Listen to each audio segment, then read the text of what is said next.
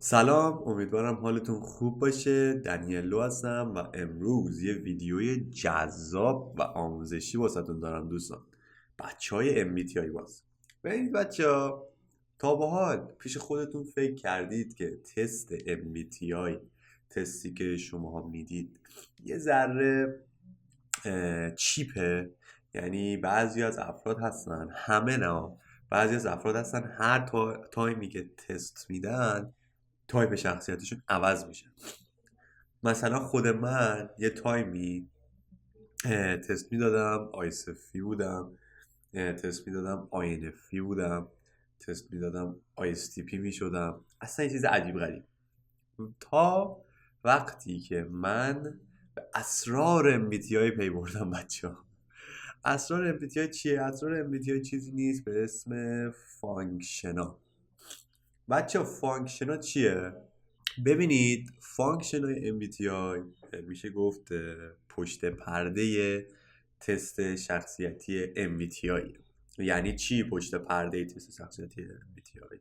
ببینید MBTI یک پوسته است، یعنی تست MBTI که شما میدید یک پوسته است، یک ظاهره، ولی پشت سر اون نخهایی که این عروسک ما رو کنترل میکنن یا اون بخش کنترل سیستم، حالا اون سیستم مایم دیگه، اینطوری واسهتون مثال بزنم، فرق داره و اونا یک سری فانکشن ها، همونطوری که ازشون معلومه، یک سری فانکشن ها، یک سری اطلاعات، یا میشه گفت یک سری کنترلگرهایی هستن که ثابتن توی ما و شما وقتی که اینا رو بدونید خیلی راحت میتونید تایپ شخصیتی خودتون رو پیدا کنید و خیلی راحت میتونید تایپ شخصیتی دیگران رو هم بشناسید.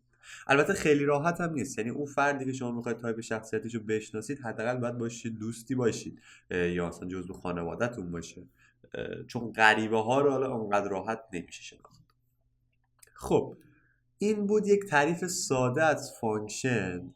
بچه این ویدیو کلا به زبون ساده است، من نمیخوام نظریه نویسنده ها و چه میدونم چیزهای خیلی پیچیده و چیزی که اصلا من خودم وقتی ویدیوی بقیه رو میدیدم متوجه نمیشدم، انقدر پیچیده میگفتن، نمیخوام اونطوری واسهتون توضیح بدم. میخوام خیلی به زبون عامیانه ساده، طوری که هر کسی بتونه یادش بگیره و درست یاد بگیره، یعنی اشتباه یا چیزای بیخود یاد نگیره. کلا ما 8 تا فانکشن داریم: فانکشن تی آی، فانکشن تی ای، فانکشن اف آی، فانکشن اف ای، فانکشن اس آی، فانکشن اس ای، فانکشن ان آی و فانکشن ان ای. دقیقا اینا هم مثل حروف های نتیجه تایپ شخصیتی که واسهتون توضیح دادم خلاصه هن.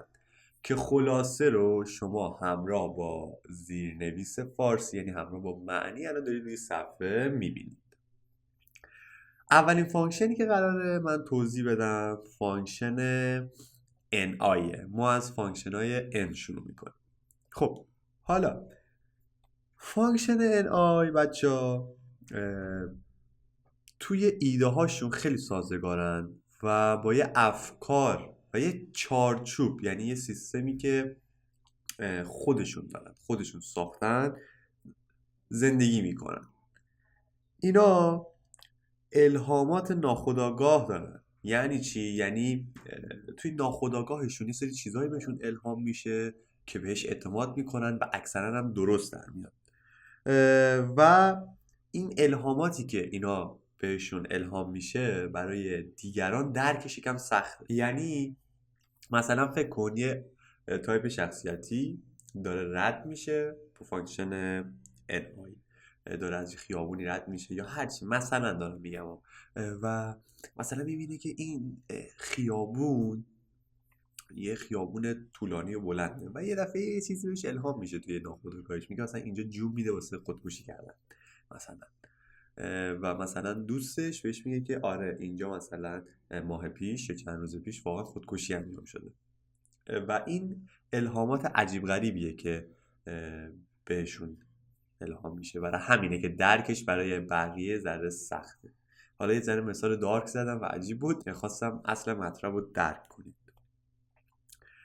اونا یه بینش درونی دارن که از طریق اون هدایت میشن، یعنی از طریق بینش درونیشون زندگیشون رو پیش میبرن. اغلب هم تصمیمای خودشون خیلی پافشاری میکنن و نگرش و دید دیگران اصلا واسهشون زیاد مهم نیست. یعنی یه ذره میشه گفت یک دندن و اون بینش و اون دید و اون مسیری که درون خودشون رو فقط ملاکی قرار میدن، حتی اگه اشتباه باشه. شدیداً فردگرا هستن. اینم بگیم که توی INFJ یه ذره کمتر دیده میشه، ولی اونا افراد خیلی فردگرایین که با محیط تلاش میکنن.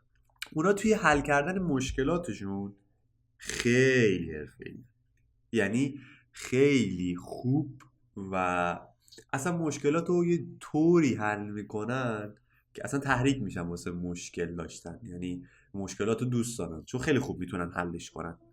افراد با فانکشن NI بیشتر این که راههایی که از قبل ساخته شده رو پیش بدن، سعی میکنن این سری راههایی که وجود نداشته رو بسازن. یعنی به عنوان مثال شما فکر کنید توی مثلا 10 سال پیش افراد مثلا با میکروفون صدای خودشون رو ضبط میکردن. خب یک راه حلیه که اختراع شده، یه راه حلی که بوده. اینا میگن نه، من میخوام از یک طریق جدید صدای خودم رو ضبط کنم، دیگه نمیخوام با میکروفون صدای خودم رو ضبط کنم. اینم حالا این مثالیه که میتونم واسهتون بزنم. در بهترین حالت نگرش خوبی نسبت به معانی پنهان و عمیق مسائل دارن و با اشتیاق زیاد آن را بررسی میکنن. پس یعنی چی؟ یعنی توی حالت خوبشون اونا دید خوبی نسبت به معنی عمیق، یعنی معنی دیپ مشکلات و مسائل دارن، مسئله ها دارن و خیلی خوب میتونن اونو بررسی کنن. برای همینه که بهتون گفته بودم که میتونن مشکلات رو به نفع احسن حل کنن. افرادی که فانکشن NI دارن خیلی به علم و دانش اهمیت میدن و براشون درون نگری، بچه درون گرایی نه، درون نگری فرق داره. درون نگری، پژوهش کردن و ایده ها و نظریات، ارزیابی انگیزه ها، حتی بتونن به قلب مشکلات نگاه کنن، خیلی علاقه مندن. کنن افراد با فانکشن NI خیلی به این مواردی گفتم علاقه مندن، ولی تحت استرس زیاد کنارگیر میشن، رویایی میشن، سرسخت و کم حرف میشن. یعنی اگه توی فشار استرس پرس بشن کم حرف میشن و رویایی میشن و دیگه کلا نمیرن فیزیکی کاراشون انجام بدن، کنارگیر میشن و سرسخت میشن، اصلا دیگه دیوانه میشن. اینطوری بهتون بگم. افرادی هستن که خوب میتونن تصور کنن، تصور کردنشون قویه، پیشگوی خوبی هم هستن. از همون الهاماتی که بهشون میرسه پیشگویی های خوبی میتونن بکنن از مسائل یا هر چیزی. دارای حس ششمن، اطلاعات غیرقابل توضیح و به صورت حدسیات و پیام‌های ناخودآگاه دریافت میکنن که یه ذره عجیبه. اصلا برای همینه که تایپ اکثر پیامبرا و اینا رو میذارن INFJ. افرادی که فانکشن NI جزو فانکشن های اصلی اونهاست. تایپ INTJ، تایپ INFJ که فانکشن NI جزو فانکشن های اصلی و فانکشن های اول اونهاست. خب دوستان گوش کنید، هر تایپ شخصیتی 4 تا فانکشن داره. اولین فانکشن ما بخوایم توی در نظر بگیریم، مثلا یک ماشین، اولین فانکشن راننده است، کسی که ماشین رو هدایت میکنه. دومین فانکشن کمک راننده است، کسی که بغل راننده نشسته، اینجا دست اندازه، از پشت داره ماشین میاد فلان و اینا. و فانکشن سوم و چهارم افرادی هستن که پشت ماشین نشستن، یک فرد بالغ و یک فرد کودک، بچه که پشت ماشین نشستن به عنوان مسافر.